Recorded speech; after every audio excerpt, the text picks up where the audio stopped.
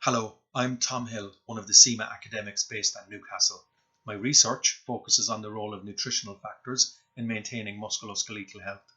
Today I'm going to focus specifically on vitamin D, delight or disappointment.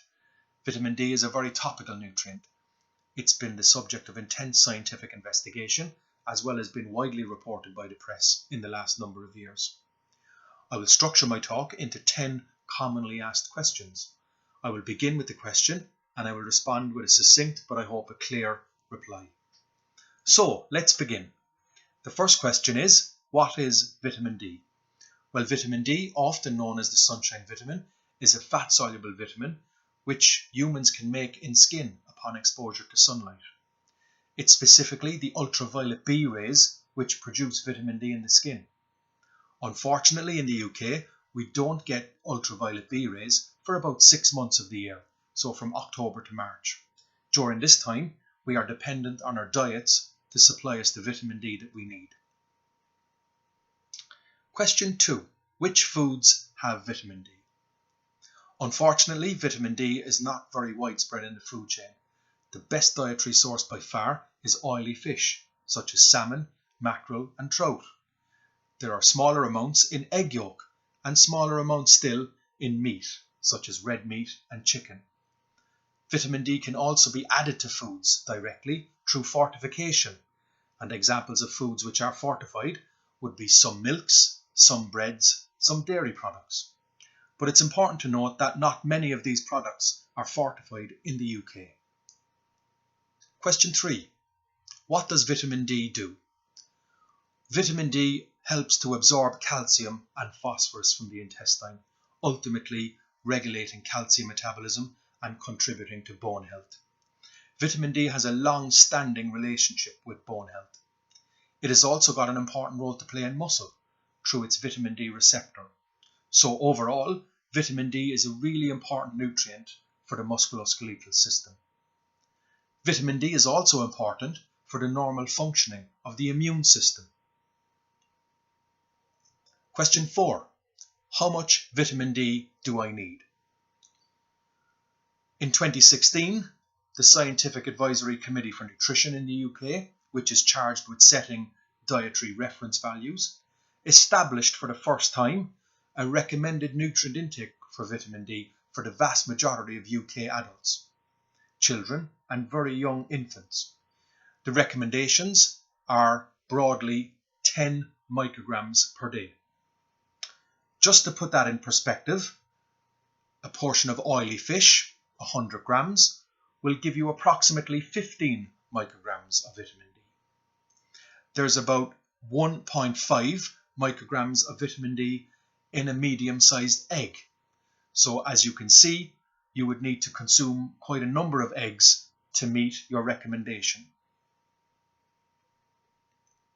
Question 5.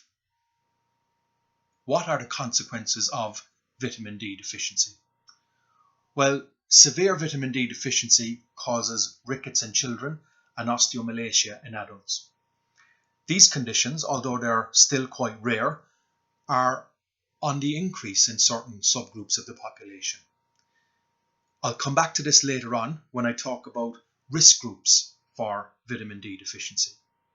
However, it's also important to point out that the basis for setting the recommendations in the UK are based on a blood level of vitamin D of greater than 25 nanomoles per litre. We should note that in the UK, 1 in 5 people have a low blood level of vitamin D throughout the year. So that's 20%. So there's an argument that because the prevalence of the risk of deficiency is so high, that there's a need to explore population strategies to increase people's dietary intake of vitamin D, such as the fortification of foods. Question 6. Who is at risk of vitamin D deficiency? Well, it's well known now that there are a number of risk groups in the UK at risk of deficiency. The first group would be the very elderly, people who don't get out as much and who don't get the same level of sunlight exposure as younger people. It's also well known that people with dark pigmented skin have an increased risk of deficiency, and that's because those individuals need longer in the sun to produce the same amount of vitamin D. People who cover up for religious reasons and cultural reasons are known to be at risk of vitamin D deficiency as well. Anybody ultimately who covers up or stays away from direct sunlight is at risk of deficiency. Question 7. Are vitamin D supplements useful? Well, Public Health England do recommend that everybody should take a vitamin D containing supplement. Vitamin D supplements, which range in doses from 2.5 micrograms, which is what's found in a typical multivitamin, up to supplements containing 50 and even 100 micrograms of vitamin D per day. High-dose vitamin D supplements should not be taken by people unless under medical supervision by a doctor. The reality is, Public Health England recommend a dose of 10 micrograms per day. This can be in addition to usual food sources.